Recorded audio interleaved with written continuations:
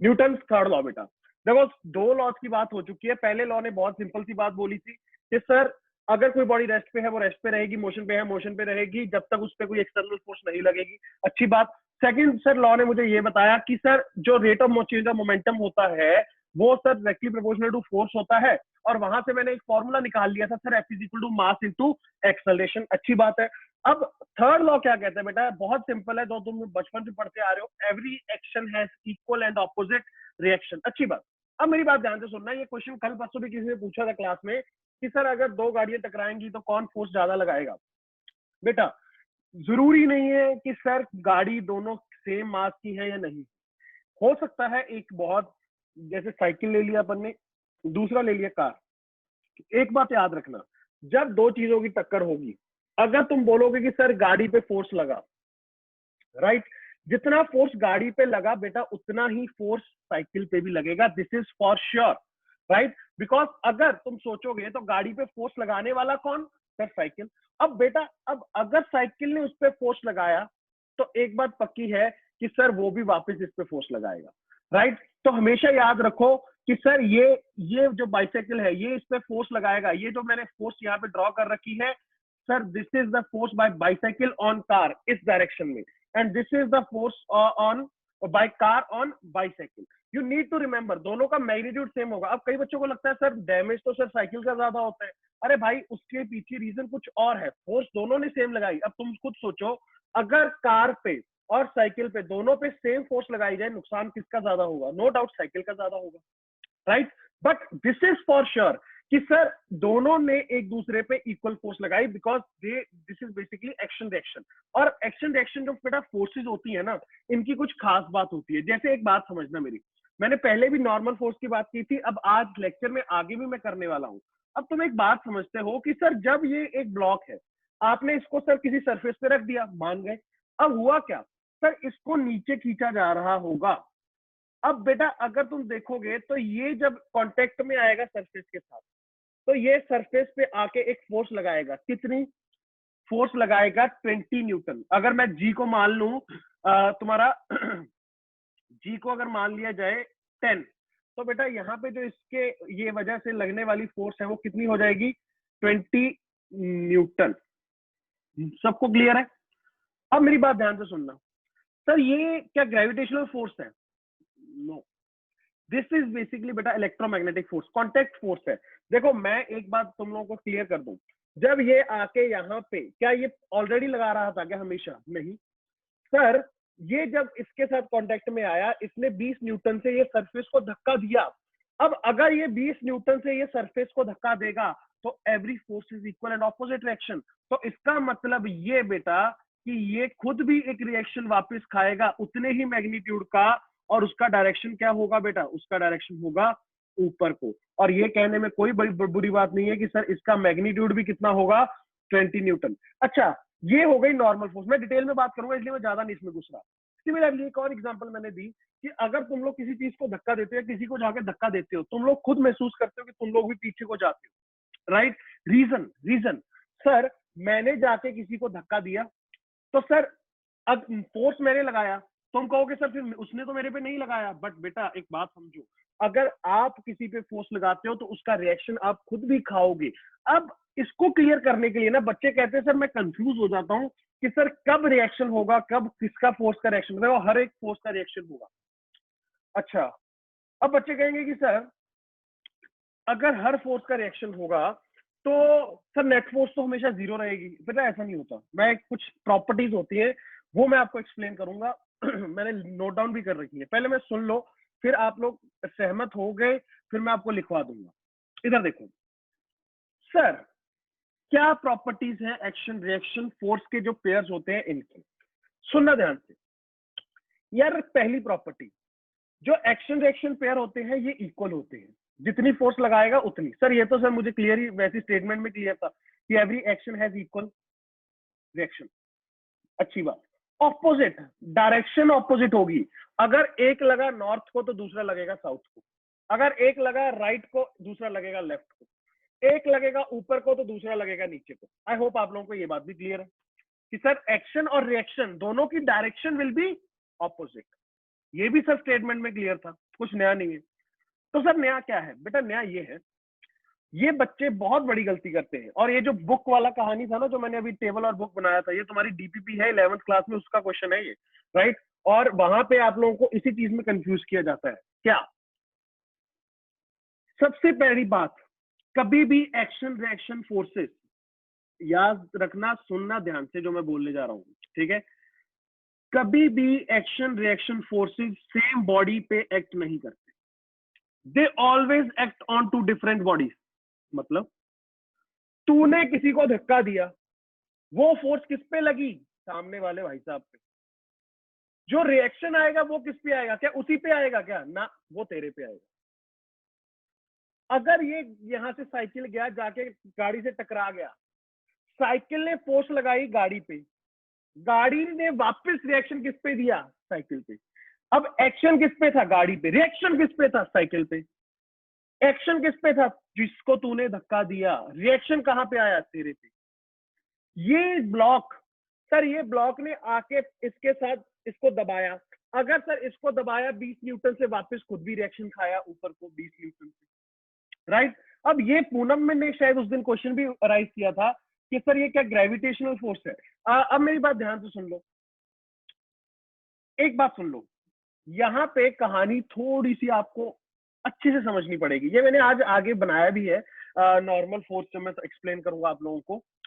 यहाँ पे ये इलेक्ट्रोमैग्नेटिक फोर्स है सर। मतलब अरे अरे, मैंने याद है तुम लोगों को बताया था कुछ कि 4 तरह की फंडामेंटल फोर्सेज है, 2 तो भूल जा, न्यूक्लियर लेवल पे है। बची कौन कौन? 2। कौन कौन सी? ग्रेविटेशनल और इलेक्ट्रोमैग्नेटिक, राइट? अब सर ग्रेविटेशनल कौन सी होती है? अरे कुछ न्यूटन ने बताया कि मास वास जब एक दूसरे को अट्रैक्ट कर लेते हैं तो वो होती है ग्रेविटेशनल फोर्स। सर जहां पे भी ग्रेविटेशनल का कुछ रिलेशन नहीं होगा, वहां पे मैं कह सकता हूँ कि नो डाउट वो इलेक्ट्रोमैग्नेटिक फोर्स है। और कॉन्टैक्ट फोर्स जब भी होगी, मैं कह सकता हूँ कि वो एक इलेक्ट्रोमैग्नेटिक फोर्स है। बिल्कुल ध्यान से सुनना। तुम लोगों को लगता है कि सर ये ब्लॉक को नीचे खींचा जा रहा है 20 न्यूटन से, सबको पता है, बिल्कुल खींचा जा रहा है। खींचने वाला कौन है बेटा? खींचने वाला है तेरे पास धरती। ये 20 न्यूटन को नीचे खींचा गया, इसका रिएक्शन कहां पे आएगा? क्या सर इसका रिएक्शन ये ब्लॉक खाएगा? बहुत बड़ी गलती। बच्चों को लगता है कि ये जो नॉर्मल फोर्स है ना, ये वाली जो मैंने यहाँ पे ड्रॉ की है, कि सर ये ग्रेविटेशनल फोर्स का रिएक्शन है। बहुत बड़ी मिस्टेक है तुम लोगों की। अरे ग्रेविटेशन है, ग्रेविटेशनल फोर्स है, उसका रिएक्शन कहां पे आ रहा है तुम्हें पता है? अगर मान लो कि ये धरती है, ठीक है, अब यहाँ पे मैं अर्थ बना रहा हूं, ठीक? तो जो अर्थ का सेंटर होगा बेटा, वहां पे उसका रिएक्शन आ रहा होगा। अर्थ ने खींचा ब्लॉक को, तो ब्लॉक भी खींचेगा अर्थ को। कितने से? सर मैग्नीट्यूड तो आपने बताया सेम होगा, बट सर एक बात है, सर ब्लॉक तो खिंच जाता है बट अर्थ नहीं आता। अरे भाई लॉजिकल भी है, अर्थ का क्या मास बहुत ज्यादा है? सोचो, राइट? तो इसका मतलब, सुनना मेरी बात, सुनना मेरी बात, कहना मैं क्या चाह रहा हूं, nature of the forces must be same. मतलब अरे यार सुन, अगर सर अर्थ ने ब्लॉक पे लगाया 20 न्यूटन अपने सेंटर की तरफ, अच्छी बात। सर ब्लॉक भी अर्थ के सेंटर पे लगाएगा 20 न्यूटन, दोनों की नेचर सेम हो गई, ग्रेविटेशनल फोर्स। तो सर ये जो आपने पहले 2 बनाए हुए थे रेड और ब्लू, उससे ये क्या थे बेटा? ये कब आया? जब वो ब्लॉक उसके ऊपर आया तो वो उसके ऊपर दबाव डाल रहा था 20 न्यूटन से। अगर उसने कांटेक्ट में आके उसके ऊपर दबाव डाला 20 न्यूटन से, तो खुद से फिर से रिएक्शन खाया ऊपर। तो याद रखना एक बात, एक बात याद रखो, ये जो रेड वाला मैंने बना रखा है और ये वाला जो बना रखा है, तुम लोगों को एक बात समझ आ रही होगी, ये दोनों, ये रेड वाला और ये नीचे वाला, ये दोनों अर्थ पे लग रहे हैं। और ये वाला जो नीचे mg और ऊपर को नॉर्मल, ये किस पे लग रहे हैं? ब्लॉक। तो एक पॉइंट ये हो गया कि sir nature of the action reaction forces must be same. तुम कभी भी ये नहीं कह सकते कि सर लगी तो ग्रेविटेशनल फोर्स, उसका रिएक्शन आ गया इलेक्ट्रोमैग्नेटिक फोर्स, ना, गलत। और अच्छे से एक्सप्लेन करूंगा जो एग्जांपल मैंने आप लोगों को दी थी। अगर ये क्लियर है, मैं आगे बढ़ू, जल्दी से बताओ। पूनम आगे बढ़े। Good good good. हाँ जी, जल्दी जल्दी जल्दी। ओके गुड गुड कुणाल, सारे बच्चे जल्दी बताओ, शो में थम्स अप अगर हो गया क्लियर सबको। Good good. Okay okay okay. अच्छा, किसी का क्वेश्चन आया? एक सेकंड, डाउट है। ऋषभ बोल बोल बोल जल्दी। सेकंड केस कौन सा? ये वाला। एक काम कर, आज थोड़ा सा धैर्य बना ले, धैर्य बना ले। नॉर्मल फोर्स पढ़ाऊंगा और एक दो एग्जांपल लूंगा, समझ आएगा। थोड़ा सा पेशेंस रखो, इस पे आऊंगा मैं, वापस आऊंगा। Okay good. पहले तो ये प्रॉपर्टीज लिख लो, अच्छे से लिखना। देखो, दो तो बहुत क्लियर है कि sir magnitude is same, direction is opposite, बचपन से जानते हैं बिल्कुल। एक्शन का इक्वल और ऑपोजिट रिएक्शन होता है, बिल्कुल अच्छी बात। नेचर सेम होना चाहिए। और ये एक्ट कैसे करती है बेटा? They act along the line joining the two bodies, right. And लिख लेना एक और point, they always act on two different bodies. Star mark करके इस पॉइंट को लिख लेना, दे ऑलवेज एक्ट। लिखो लिखो जल्दी से, जल्दी से लिखो। They always act on two different bodies. कभी भी action reaction pair same body पे नहीं लगता। मैं बार बार बता रहा हूं, तुम लोग फिर गलती करोगे ये आगे आने वाले समय में।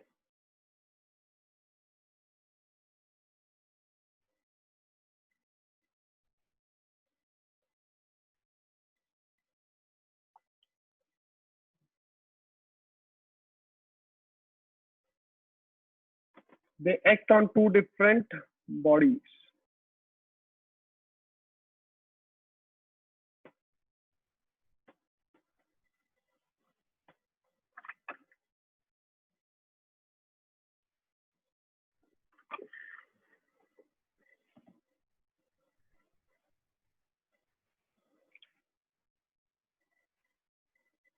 ओके, आगे बढ़ो ऋषभ। कह रहा है गुड। ओके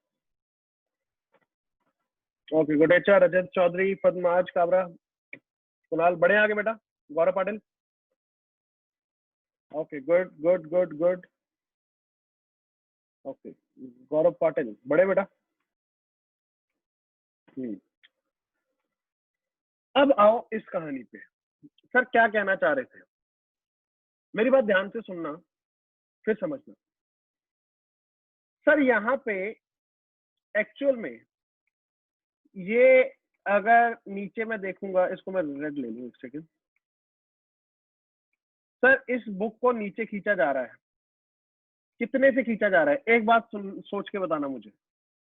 कहना से अगर इसका मास था सर स्मॉल m, तो इसको mg से नीचे खींचा जा रहा है। सबको क्लियर है? धरती खींच रही होगी, वो हर किसी को खींचती है mg से। सर mg, अरे यार सोचना, मास इंटू एक्सेलरेशन होता है ना। धरती कितना एक्सेलरेशन देती है? 9.8 या 10।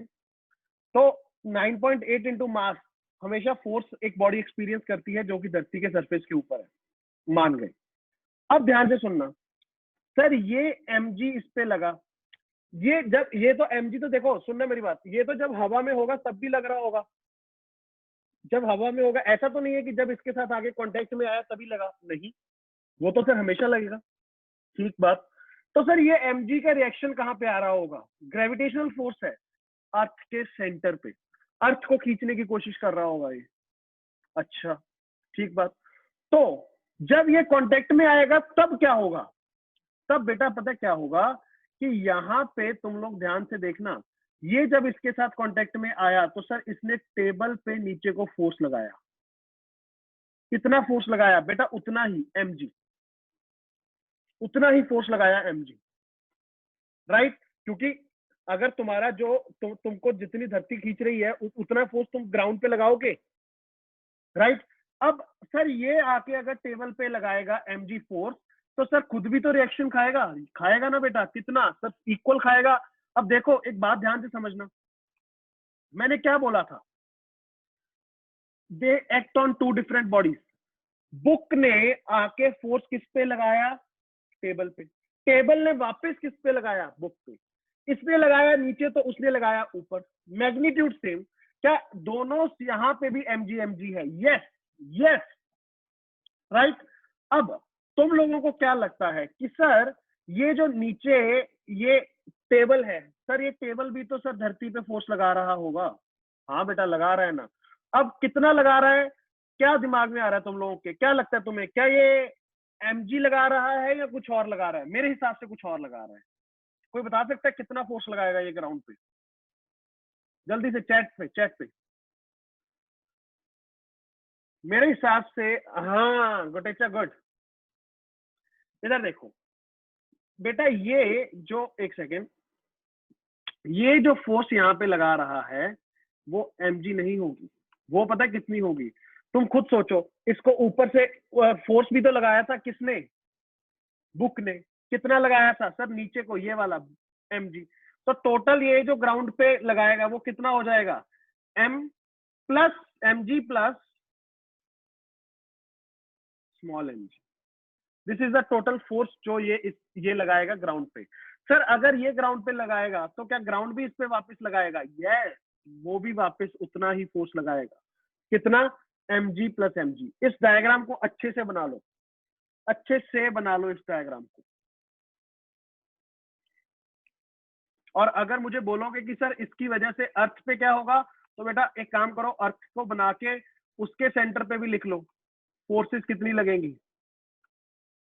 उसने स्मॉल mg लगाया उस पे और mg उसकी वजह से, तो दोनों की वजह से जो टोटल फोर्स आ जाएगी उस पे भी कितनी आ जाएगी सेंटर पे? mg plus mg। राइट। और देखो क्या सभी का एक्शन रिएक्शन आ गया? सोच के देखना, सोच के देखना। अगर किसी को डाउट है अभी पूछो, एक एक करके क्लियर करो ये कंसेप्ट को। देखो जो mg लग रहा है दोनों पे, वो कौन लगा रहा है? धरती लगा रही है। ये धरती जो लगा रही है सर, उसको सेंटर की तरफ खींचने की कोशिश है। सर अगर वो इनको खींचने की कोशिश करेगी तो ये भी उनको खींचने की कोशिश करते हैं, राइट। बट ये जब कांटेक्ट में आ जाएंगे सर, जिस चीज के ये कांटेक्ट में आते हैं ये उसको धक्का देते हैं। अब उसको धक्का देंगे, वो वापस उसको ऊपर को रिएक्शन देगी। ये कहानी होती है, राइट। आई होप आप लोगों को सबको क्लियर है। गुड बेटा, गुड, क्लियर है sir, good good. Okay, next, recoil. अब ये वेदांत ने कई बार टर्म यूज की थी, मोमेंटम, शायद पढ़ा भी है तुम लोगों ने। अगर कोई गन को शूट करते हैं, वो पीछे को जर्क मारती है, ऐसी रिकॉइल करती है पीछे को, इसलिए बोलते हैं ना कंधा लगा के शूट करो। कंजर्वेशन ऑफ मोमेंटम लिख लेना। What is the reason of recoil? Sir यहाँ पे कंजर्वेशन ऑफ मोमेंटम होता है। आगे जाके मैं टॉपिक लूंगा डिटेल में, जल्दी से नोट करो। Sir then the force applied by earth on table should also affect the book. नहीं नहीं नहीं नहीं नहीं, वो क्यों? बुक तो कांटेक्ट में नहीं आएगी ना, बुक तो कांटेक्ट में आएगी नहीं। Newton third, yes yes yes Vedant, बिल्कुल बिल्कुल बिल्कुल सही कह रहे हो, सही कह रहे हो। कोई नहीं कोई नहीं, नॉर्मल फोर्स में अगर कंफ्यूजन है और अच्छे से आगे आके क्लैरिटी आएगी। आज के लेक्चर में मैंने टॉपिक लिया है पूरा। अच्छा, थर्ड क्वेश्चन का आंसर दो जल्दी से। मोमेंटम, हाँ हाँ। थर्ड जो क्वेश्चन है इसका आंसर दो जल्दी से। मास और वेट, ये ऐसी चीज है, कई बच्चे आधी 11th निकल जाएगी तब भी यही इसमें कंफ्यूज रहेंगे फॉर श्योर। बताओ कि क्या होता है मास और क्या होता है वेट, और जो मशीन होती है वो क्या शो करती है? जल्दी जल्दी जल्दी जल्दी। Mass can never be negative, weight can be. ठीक है। Mass refers to the sum of all other known objects. Okay. Mass is force applied on है? Mass is, अच्छा वेट, वेट कहना चाह रही हूँ। ठीक ठीक ठीक, समझ गया मैं, समझ गया। ठीक, ओके। पूनम सही है, आपका सही है वैसे, देव बिल्कुल सही डेफिनेशन है वैसे तो। मशीन शोज मास, हाँ ऋषभ गुड बेटा, ऋषभ गुड।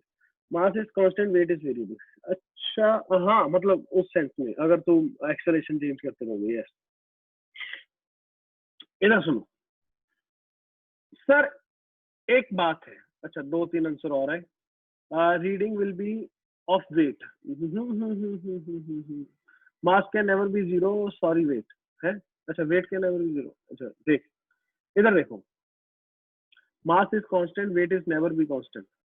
हाँ मतलब weight depends on acceleration due to gravity. अच्छा इधर देखो बेटा, इस चीज को ना आज ही क्लियर कर लो कि आगे आने वाले समय में अपन कभी परेशान होएंगे ही नहीं। इधर देखो, मान लो कि ये एक आदमी है, राइट। अब इसका कुछ ना कुछ मास है, राइट, मान लो कुछ भी होगा, 20 केजी, 20 मत मानो, मान लो 50 केजी, इसका मास इज 50 केजी।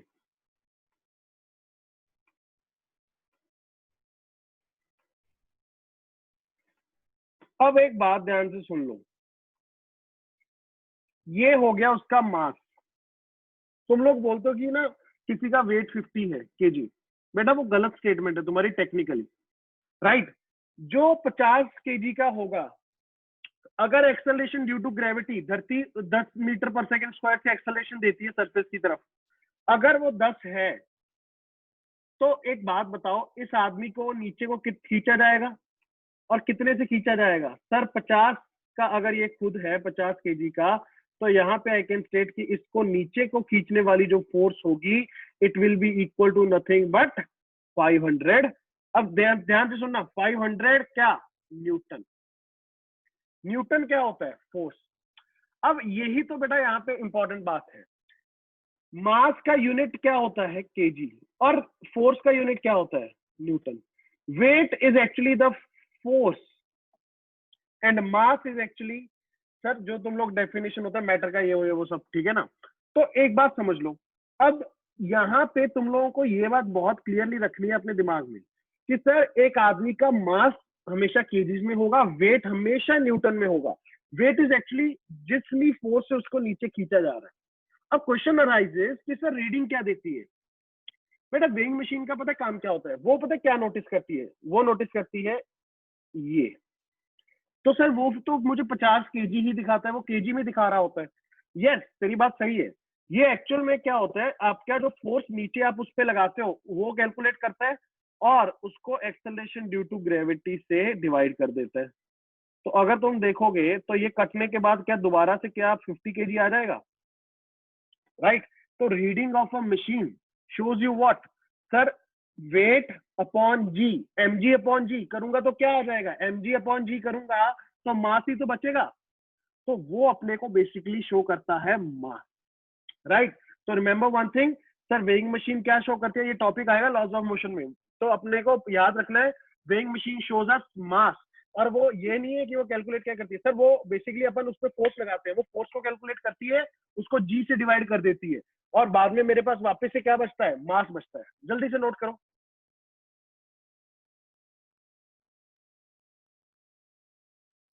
ओके, कुछ बच्चों के मैसेजेस आए हैं। हाँ यस, कुणाल 50 न्यूटन ही होगा, 500 न्यूटन होगा। आई होप आप लोगों को समझ आ गया हो। 500 क्यों 500 आया? 50 इंटू 10, जी की वैल्यू, एम जी होता है ना नीचे को फोर्स खींचने वाला, M mass, G acceleration due to gravity. Okay good good, reading is mass, good good बढ़िया। मास इज स्केलर वेट, हाँ ऑब्वियसली ना, वेट क्या हो गया? Weight is basically your force. Okay, आज चर्चा करेंगे कुछ बेटा बेसिक सी जो फोर्सेस मैंने आपको लास्ट क्लास में लिखवाई भी थी कि अलग अलग फोर्सेस कौन कौन सी होती है, राइट। अब ध्यान से सुन लो, सर सबसे पहले ग्रेविटेशनल फोर्स, काफी ज्यादा चर्चा ऑलरेडी हो चुकी है इसके ऊपर। अब कई बच्चों के दिमाग में क्वेश्चन आता है कि सर क्या कहानी है क्या इस चीज की, ठीक है, कैसे सर मैं फिगर आउट कर सकता हूं कि ग्रेविटेशनल फोर्स क्या है? लॉजिकली सोचते हैं, पहले तो ये दिमाग से निकाल दो कि सिर्फ अर्थ ही सर ग्रेविटेशनल फोर्स लगाता है ना। कोई भी बॉडी देखो, न्यूटन का जो लॉ ऑफ ग्रेविटेशन, न्यूटन साहब ने दिया था ये भी, न्यूटन लॉ ऑफ ग्रेविटेशन ने क्या बोला था? It stated that any two bodies having mass attract each other. दो बॉडीज जिनके पास मास होगा वो एक दूसरे को अट्रैक्ट करेंगी। अरे सर इलेक्ट्रिसिटी पढ़ा था और वहां पे बताते थे कि light charges repel each other. क्या यहाँ पे रिपल्शन होता है क्या? कभी भी नहीं। ग्रेविटेशन में कभी भी कोई एक दूसरे को रिपेल नहीं करता। हमेशा याद रखना, कोई भी मासेस जो होंगे वो एक दूसरे को अट्रैक्ट ही करेंगे, पहली बात। अच्छा, अब ध्यान से ये मैं आप लोगों को समझाने चाहता था यहाँ पे कि अगर तुम देखोगे, सर दो मासेस m1 m2 रख दिए गए, सर एक फोर्स ये रही और एक फोर्स ये रही। This is force on 1 by 2, this is force on 1 by 2, this is force on 2 by 1। अब ध्यान से एक बात नोटिस करो, क्या ये एक्शन रिएक्शन पेयर है? यस, बिल्कुल है। क्या दोनों का मैग्नीट्यूड सेम होगा? यस, होगा। क्या दोनों की डायरेक्शन ऑपोजिट है? यस, है। क्या दोनों अलग अलग बॉडीज पे एक्ट कर रही हैं? बिल्कुल सर। क्या दोनों की नेचर सेम है? ग्रेविटेशन है। यस। तो एक बात समझ लो, दो मास वाली बॉडीज एक दूसरे को सर अट्रैक्ट करेंगी, राइट? और अट्रैक्ट जब करेंगी तो एक्चुअल में जो फोर्सेस होंगी उसका सर, ये क्योंकि एक्शन रिएक्शन पेयर हो गया तो फोर्सेस का मैग्नीट्यूड सेम होगा। यहाँ पे ये जो मैंने बेटा मॉड लगा दिए, इसका मतलब फोर्सेस का मैग्नीट्यूड। बट सर ये कहना कि दोनों फोर्सेस इक्वल है, गलत। क्यों? अरे यार फोर्स कैसी क्वांटिटी है सर? फोर्स तो एक वेक्टर क्वांटिटी है। अरे अगर वेक्टर क्वांटिटी है तो वेक्टर की डायरेक्शन भी सेम होनी चाहिए। यहाँ पे डायरेक्शन क्या है? ऑपोजिट। तो इसका मतलब सर फोर्स यहाँ पे इक्वल नहीं कह सकते, मैग्नीट्यूड ऑफ फोर्स इक्वल कह सकते हैं। Yes, true. अब क्या बताया सर ग्रेविटेशनल लॉ ने? बेटा उसने दो स्टेटमेंट दी थी। उसने बोला कि फोर्स जो ग्रेविटेशनल फोर्स होगी, it is directly proportional to product of both the masses. m1 और m2 का जो प्रोडक्ट होगा उसके साथ डायरेक्टली प्रोपोर्शनल होगा, और inversely proportional to R square, where R is the distance between the centre. अब बच्चे कहते हैं कि सर सेंटर के साथ डिस्टेंस क्यों लेते हैं? बेटा एक बात समझ लो, तुम अज्यूम करते हो कि ये पॉइंट मासेस है। पॉइंट मासेस मतलब सारा का सारा मास अपन सेंटर पे मान लेते हैं, राइट? और फिर अपन सेंटर टू सेंटर डिस्टेंस देखते हैं दोनों के बीच में। और यहां से बेटा इसको उड़ाने के लिए जो तुम लोगों के पास प्रोपोर्शनलिटी कांस्टेंट आता है वो है तुम्हारा जी, राइट? जी, एक सेकेंड। यस, जी, G is your universal gravitational constant. तो टोटल फॉर्मूला जो तुम्हारे पास बनेगा F is equal to G m1 m2 upon R square. ये याद रखना, वैसे तुम लोगों ने पढ़ा हुआ है। अब आने वाला चैप्टर जो फर्स्ट होगा यूनिट्स एंड डायमेंशन, वहां पे तुम लोगों को बोला जाएगा कि जी के डायमेंशन या यूनिट निकाल के दिखाओ। अब बच्चे कहते हैं सर आपने लिखा हुआ है यहाँ पे ये जहां मीटर क्यूब पर केजी पर सेकेंड, कहाँ से आया? अरे यार कोई बड़ी बात नहीं होती है, तुम निकाल सकते हो। कैसे? क्या मैं लिख सकता हूँ कि sir G is equal to force into R square. ये इसको इधर ले जा, मासिस को नीचे ले आ। तो फोर्स का क्या होता है सर? फोर्स होता है केजी मीटर पर second square, mass into acceleration, अगर आपको याद हो, into sir R square. R का क्या है सर? डिस्टेंस है सर। डिस्टेंस का स्क्वायर मतलब मीटर का स्क्वायर, अपॉन सर मास क्या होता है सर? m1 m2 दोनों केजी में, तो केजी इंटू केजी क्या हो जाएगा? केजी का स्क्वायर। अब बेटा तुझे नजर आ जाएगा कि यहाँ पे कट शट हो जाएगी। कैसे? सर ये केजी कट जाएगा तो इसका स्क्वायर कट जाएगा। और ये देखो सर मास का दोनों तीनों ऊपर है तो क्या हो जाएगा? मास क्या हो जाएगा? मास का क्यूब हो जाएगा। ये सेकंड नीचे आ जाएगा पर सेकंड स्क्वायर। तो यहाँ पे तुम लोगों को एक बात ध्यान में रखनी है, ये सेकंड स्क्वायर होगा। This is second square. Note कर लो कहानी है क्या पूरी की पूरी। सर मीटर क्यूब पर केजी सेकंड क्यूब। अब इसको कैसे यूज करना है आने वाले समय में मैं बताऊंगा जब यूनिट्स एंड डायमेंशन पढ़ेंगे। But you need to remember कि ये मुझे आना चाहिए। कुछ नहीं किया, फोर्स की जगह केजी मीटर पर सेकंड स्क्वायर, मास इनटू एक्सेलरेशन का यूनिट रख दिया, आर क्या था? डिस्टेंस था, डिस्टेंस का स्क्वायर कर दिया, अपॉन दोनों का केजी का वो कर दिया। जल्दी से नोट करो सारे बच्चे।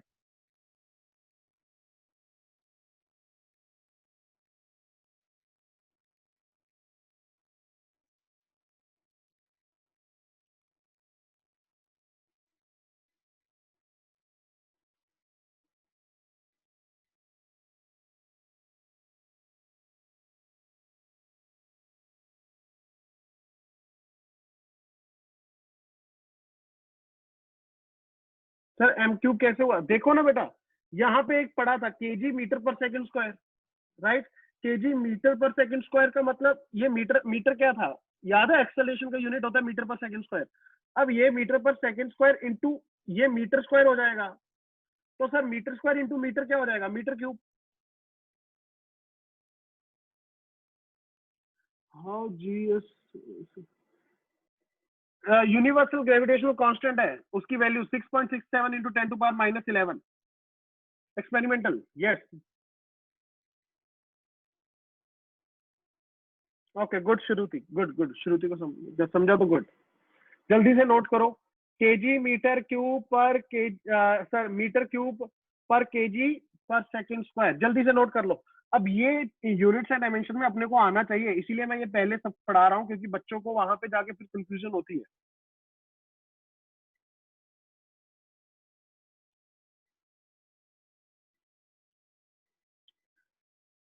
आगे बढ़ू? गुड। वेदांत हो गया? गुड। श्रुति गुड। रजत गुड। बढ़िया पूनम, बढ़िया गौरव। ठीक ठीक, आ जाओ।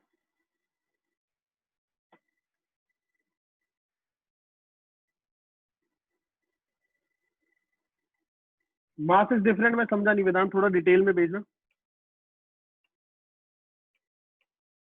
ओके। अब ये आता है तुम्हारा जो बार बार तुम यूज करते हो, कोई बड़ी बात नहीं है, तुम लोगों को बस थोड़ा सा मैं रिफ्रेश करवा रहा हूँ।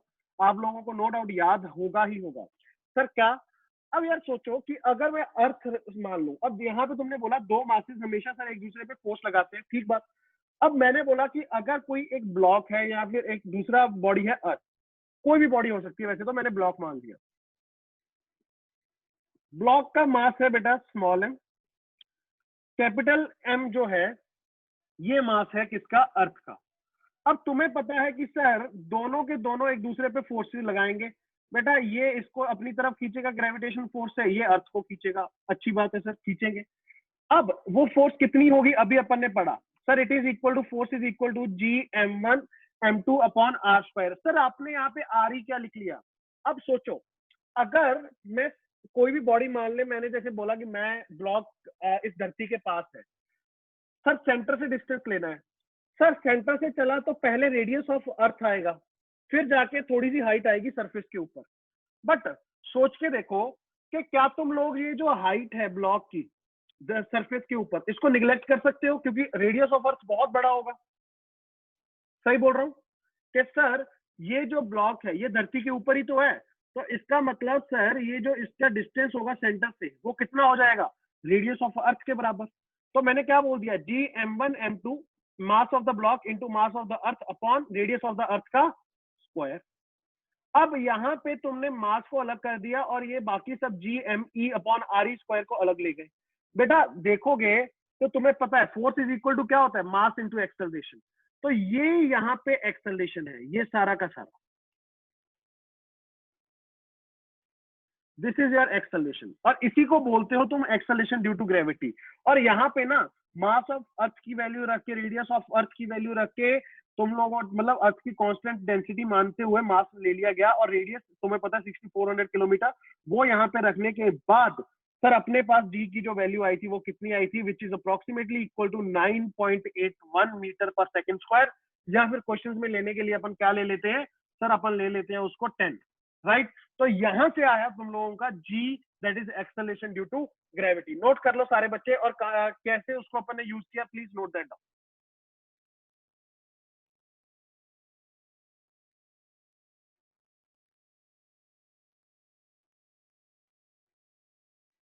जल्दी से सारे बच्चे नोट इट डाउन जल्दी से।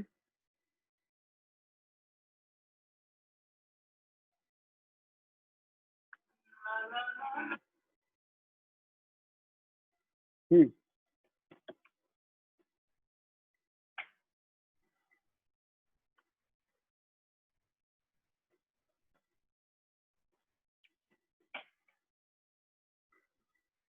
बहुत बेसिक है, आप लोगों को बस ये चीजें बेटा रिफ्रेश करवा रहा हूँ मैं, सो दैट कि जैसे ही अपन टेक ऑफ करें, आप लोगों को बेसिक्स आपके जो 9th 10th में कभी सुने थे वो थोड़े से फ्रेश मोड में हो, राइट। उस टाइम नहीं तो वे सारा एक्सप्लेन करना पड़ेगा। अब वहां पे अगर यूनिवर्सल ग्रेविटेशनल कांस्टेंट यूज हो गया कभी यूनिट्स एंड डायमेंशन में, तो आपको पता होना चाहिए फॉर्मूला क्या था। अगर आपको फॉर्मूला नहीं पता तो फिर सारा का सारा अपने को वहां पे पढ़ाना पड़ेगा। तो आई होप आप लोग ये छोटी छोटी चीजों को क्लियर करते जा रहे हो।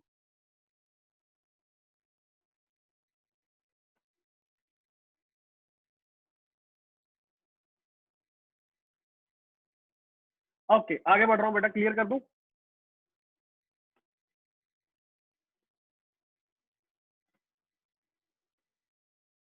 हम्म। ओके आगे बढ़ू। Priyanshi Pawar, Shruti Chauhan, Deepatra, Gaurav Patil. Okay, good good good.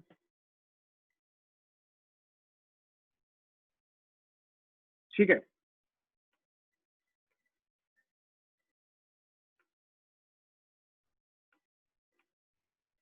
Heading डाल लो, electrostatic force same as that of gravitational force. Another बेटा एक फोर्स जो होती है electrostatic force.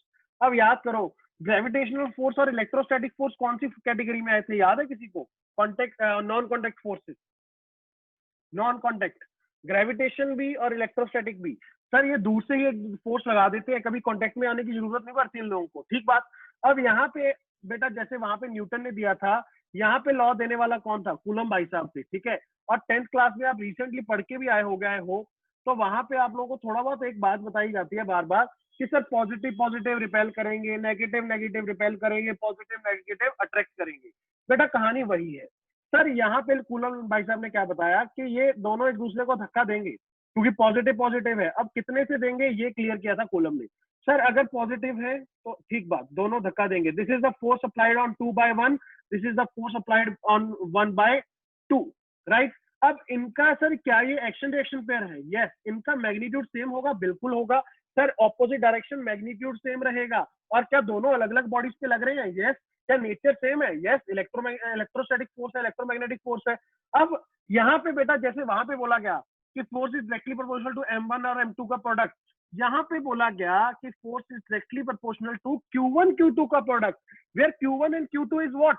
Charge on both the charges, right. q1 पहले वाले पे चार्ज है, q2 दूसरे वाले पे। सिमिलर, बिल्कुल डिट्टो दिखने में। और यहाँ पे भी बेटा it is inversely proportional to R square. और आप लोगों का जो फाइनल फॉर्मूला बेटा यहाँ पे डिराइव होता है, that is F is equal to K Q1 Q2 by R square. Sir what is के?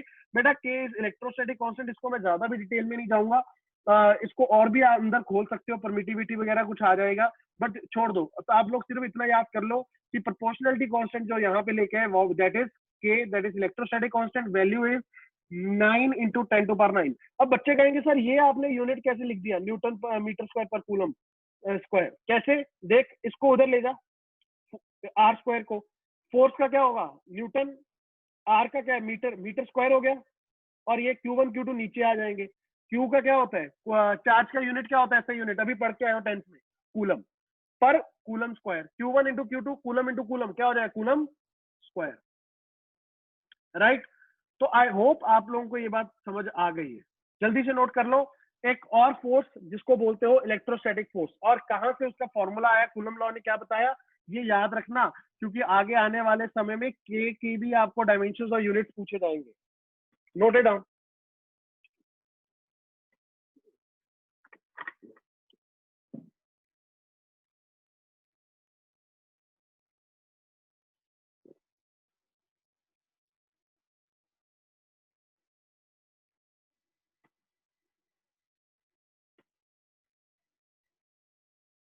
जल्दी से note it down, note it down.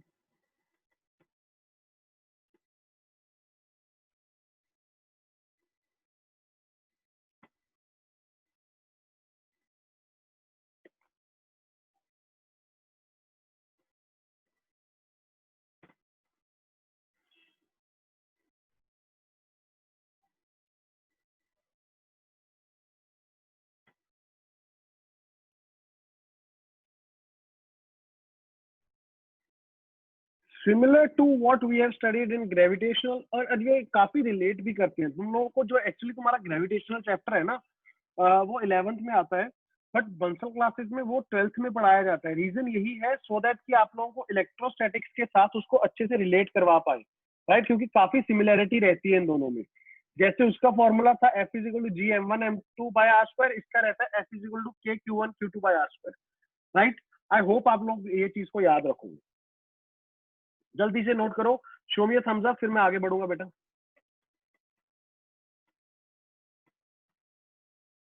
Okay good Gaurav Patil, good Gatecha, Rajesh Chaudhary good, Poonam good.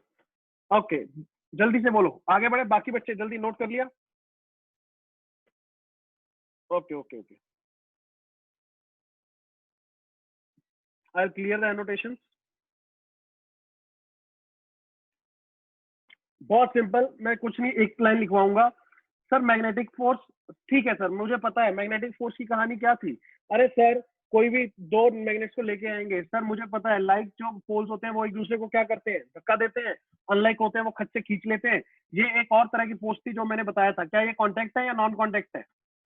Non contact, right. जल्दी से लिख लो, एक लाइन खत्म करो, आगे बढ़ूंगा, कोई अच्छी चीज सिखाऊंगा जल्दी। मैग्नेटिक फोर्स, मैग्नेटिक फोर्स, ये सारी फोर्सेज अपन ने याद करो, उस दिन लिस्ट बनाई थी एक, उसमें इनको मैंने बोला था कि ये आगे जाके अपन डिस्कशन करेंगे इनकी। जल्दी जल्दी जल्दी जल्दी जल्दी जल्दी।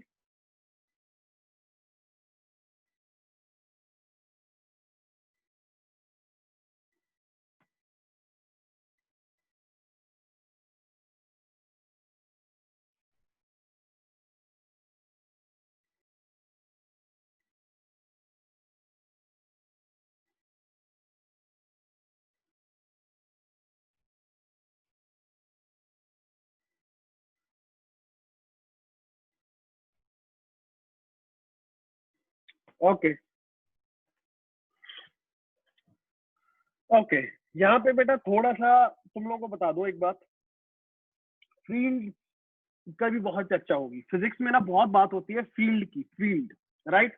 जैसे देखो, अगर तुम देखोगे ना तो जो अर्थ है, अर्थ की सराउंडिंग में तुम बोल देते हो कि सर ग्रेविटेशनल फील्ड है जहां पे ये फोर्स लगाता है। सिमिलरली चार्जेस की भी कहानी ऐसी है। कैसे? अगर कोई तुम चार्ज को रख देते हो तो चार्ज ऐसा थोड़ा ना कि कहीं पे भी फोर्स लगा देगा। अब मान लो तुम लोग जलगांव में कुछ चार्जिंग बॉडी रख के बैठे हो और एक यहाँ पे मेरे पास पंजाब में है। अब क्या ऐसा थोड़ा ना कि आपके वाला चार्ज यहाँ पे जो चार्ज पड़ा उसको सर फोर्स लगा देगा? Not possible, right. तो इसका मतलब सर एक चार्ज की लिमिट होती है, उसकी सराउंडिंग में एक एरिया होगा जिसके अंदर वो फोर्स लगाने की क्षमता रखता है। बेटा उसी को बोलते हैं इलेक्ट्रिक फील्ड। अगर एक चार्ज की जो सराउंडिंग की बात करोगे उसको बोलते हो इलेक्ट्रिक फील्ड। वो फील्ड जहां पे कोई भी चार्ज सर क्षमता रखता है फोर्स लगाने, राइट। और ये सर आपने इसके बाहर निकाल दिए और इसके अंदर क्यों डाल दिए?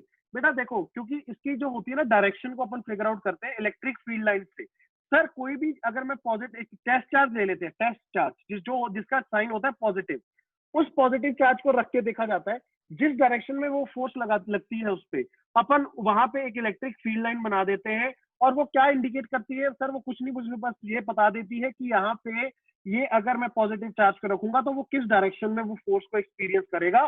तो सिंपल सी बात कि सर एक बेसिकली फील्ड होती है, फील्ड के अंदर फील्ड लाइंस होती है जो कि बताती है direction of force. Same goes sir magnetic के लिए, अगर एक मैं बार मैग्नेट रखूंगा उसकी सराउंडिंग में एक फील्ड होगी। तुमने देखा होगा सर मैग्नेट को मैं पास लेके आता हूँ एकदम से खच से खींच लेती है। क्यों ऐसा होता है बेटा? क्योंकि दूसरे वाला उसकी मैग्नेटिक फील्ड के अंदर एंटर कर गया होता है। जल्दी से इस चीज को नोट करो और फिर आगे बढ़ेंगे। कुछ भी नहीं है, ये सिर्फ बेसिक बातें जो तुम लोग उसने ऑलरेडी सुनी हुई है। याद रखना कि सर ने कुछ बताया था, इलेक्ट्रिक फील्ड होता है, मैग्नेटिक फील्ड भी होता है। जल्दी जल्दी जल्दी।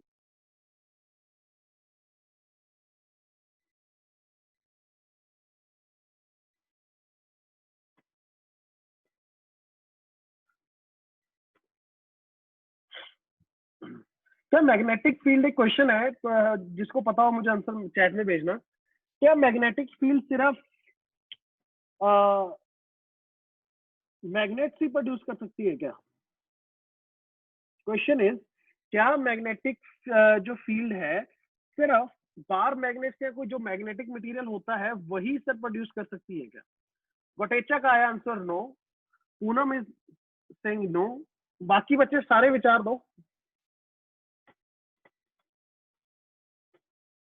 Balerao very good, Balerao very good.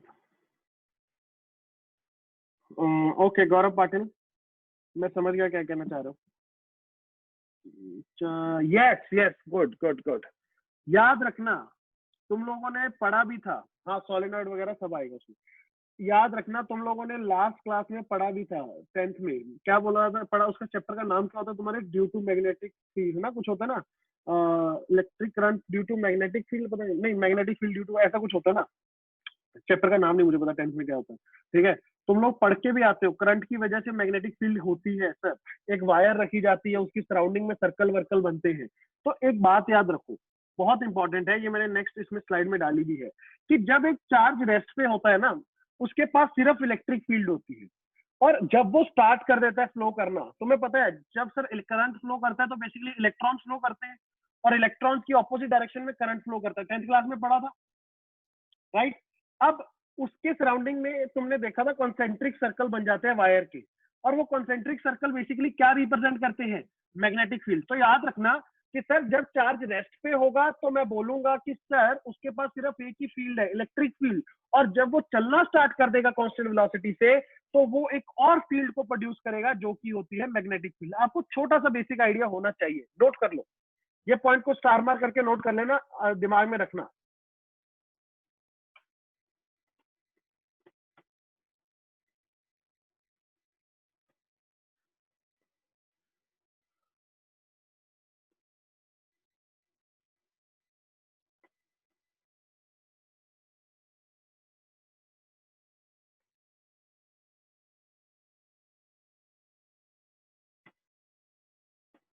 Okay आगे बढ़ो पूनम। ओके आ जाओ नॉर्मल फोर्स पे वापस। कुछ सवाल हैं जो पूछूंगा और आप लोग आंसर देने की ट्राई करोगे। If charge is accelerated, then it is the case of electromagnetic waves. We will get into it, right? Electromagnetism का ही पार्ट होगा, 12th क्लास में तुम्हारा चैप्टर भी होता है electromagnetic waves. If a charge is accelerated, then we are talking about electromagnetic waves, EM waves. Yes, magnetic effect due to electric current, ये था chapter का नाम, ठीक है। अब ध्यान से सुनो, मेरे कुछ सवाल है बेटा, सोच समझ के जवाब देना। मैंने वो 3 केसेस दिए आप लोगों को सामने। एक ब्लॉक रखा हुआ है 2 kg का, तीनों में 2 kg के ब्लॉक पड़े हैं। पहले में कुछ नहीं हो रहा, दूसरे में मैंने उसको ऊपर 20 न्यूटन से दबा रखा है, थर्ड में मैंने उसको 20 न्यूटन से ऊपर खींच रखा है। मेरा क्वेश्चन ये है कि नॉर्मल फोर्स कितनी होगी तीनों केसेस में। मैं डेफिनेशन वगैरह सब लिखवा दूंगा आप लोगों को, बट पहले ट्राई करो कि सर तीनों केसेस में नॉर्मल फोर्स कितनी होगी। क्या तीनों केसेस में नॉर्मल फोर्स 20 न्यूटन होगी क्या?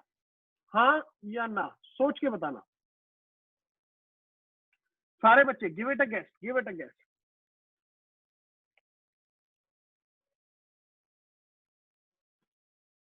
हम्म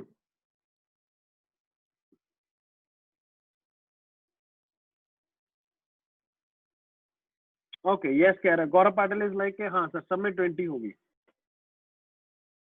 yes just gut feeling, okay good. Okay okay बाकी ट्राई भी नहीं करना चाह रहे, इट्स ऑल राइट। इधर देखो सर, यहाँ पे एक्चुअल में नॉर्मल फोर्स को कैसे डिफाइन करते हैं। देखो बेटा नॉर्मल फोर्स ना ऐसे समझ लो, गुड पूनम, ऐसे समझ लो, अब मेरी बात ध्यान से सुनना।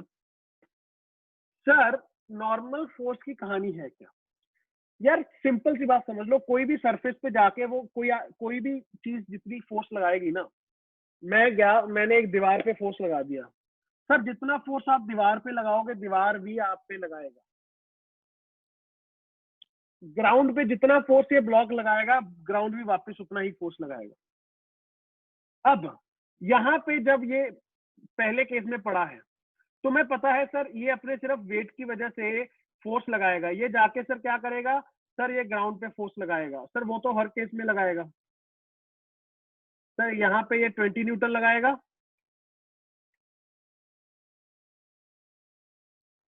मान गए 20 न्यूटन इसने फोर्स लगाया ग्राउंड पे। सर अगर ये ग्राउंड पे फोर्स लगाएगा तो क्या ग्राउंड भी नहीं वापस लगाएगा? बिल्कुल लगाएगा।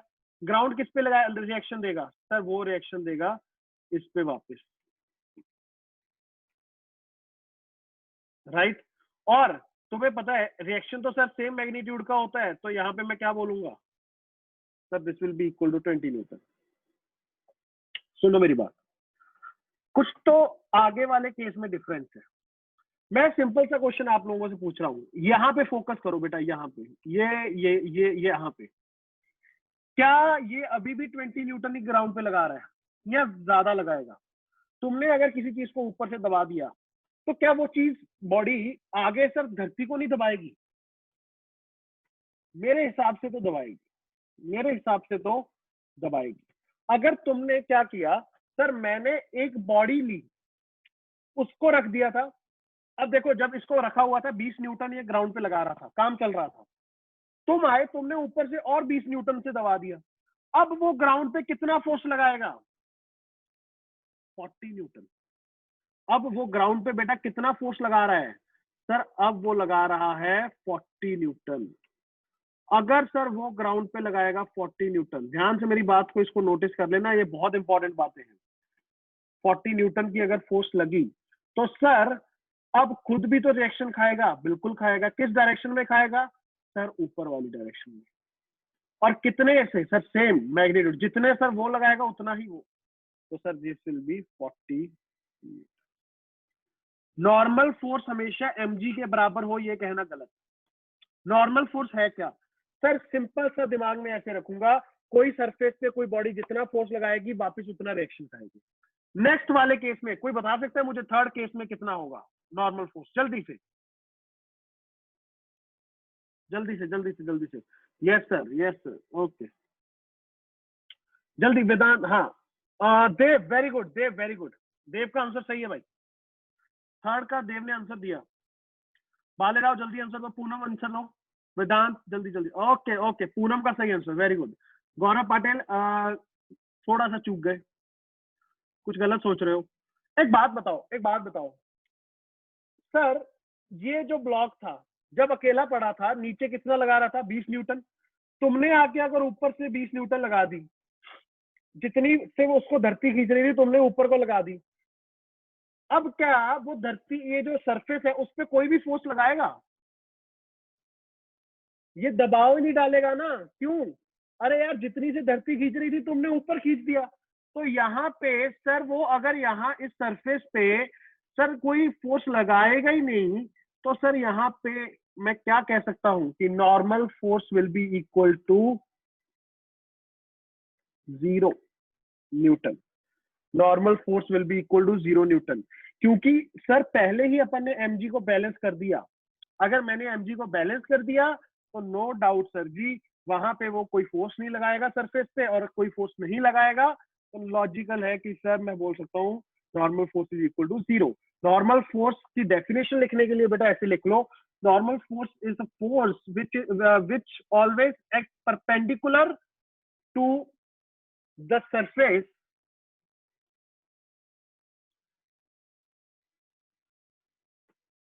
आई होप सबको क्लियर हुआ होगा थर्ड वाला पार्ट। देखो, अगर कोई बॉडी को धरती खींच रही थी 20 न्यूटन से नीचे, अब वो 20 न्यूटन से खींच रही थी, तुमने ऊपर को खींच दिया, अब देखो बैलेंस कर दिया तुमने, तो क्या ये सरफेस पे नीचे दबाव डाल रहा होगा? डालेगा ही नहीं, दबाव ही नहीं डालेगा, तो नॉर्मल 0 हो जाएगा। लिख लो, normal force always act perpendicular to the surface with which body is in contact with. Normal force is always perpendicular to the surface with which body is in contact with. तो याद रखो एक बात,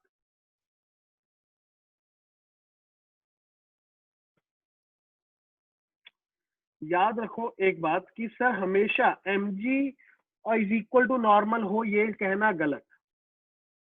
mg हमेशा normal के बराबर नहीं होगा, कभी भी नहीं ऐसा सोच सकते सर। mg तो सर ये जो लगाएगा ना इस पे, ये कौन लगाएगा सर? ये अर्थ लगाएगा, और अर्थ के सेंटर पे उसका रिएक्शन जाएगा।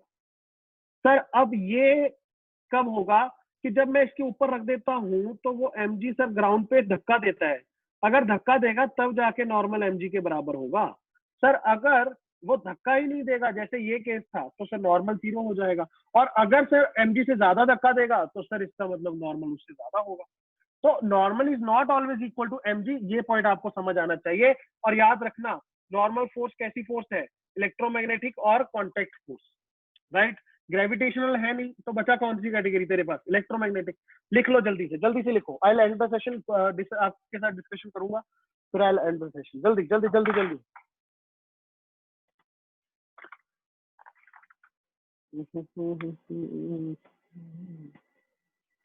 चलो कुछ क्वेश्चंस हैं जो आपको मैं देके जा रहा हूँ,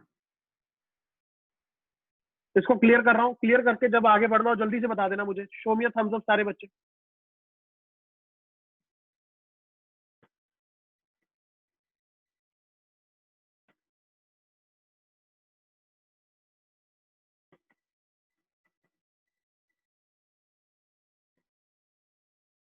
ओके गौरव पाटिल, ओके रजत चौधरी। क्लियर कर रहा हूँ annotation? Okay, I will clear.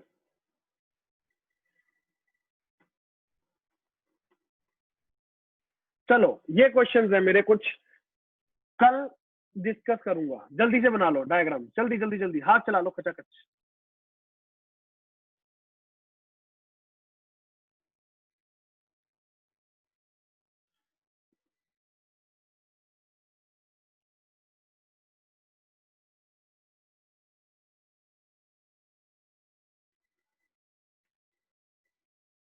सिर्फ ये दो क्वेश्चन, ये और ये वाला बनाना, ये नीचे वाला तो एक्सप्लेन करूंगा मैं बाद में, राइट? ये वाला N1 N2 वाला और ये N वाला, जल्दी से ड्रॉ कर लो,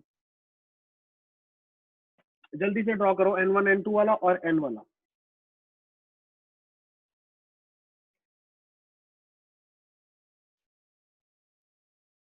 नेक्स्ट क्लास में डिस्कस करेंगे।